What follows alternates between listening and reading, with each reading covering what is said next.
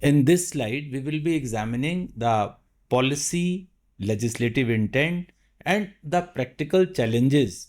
What challenges we are facing when doctors are covered under the Consumer Protection Act.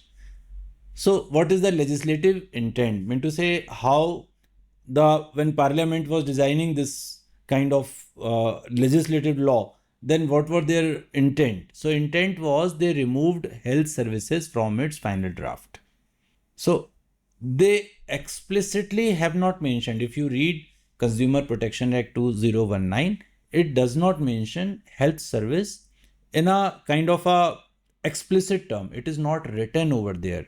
But yes, the definition of services is like this, that it is included, and the main point of inclusion is VP Shanta case. So the DK Gandhi case was examining this, and they have said that the legislative intent is not to put doctors under the consumer court because health services are not there explicitly mentioned.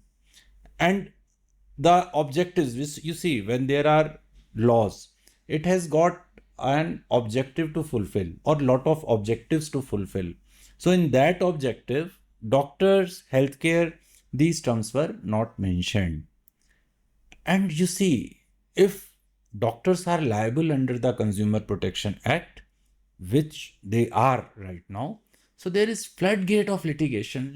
Lot of litigations are occurring, and doctors are busy in answering those litigations, and maybe they may losing some of those litigations because the points are very tiny points over there.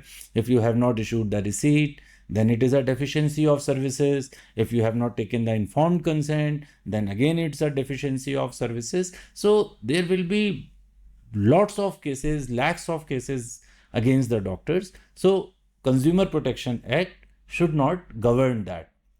And the point is that doctors are having their National Medical Commission in place. So when they are already governed by special laws of NMC, then why to include that? So a dual accountability system is occurring right now. That is the Consumer Protection Act as well as National Medical Commission is there.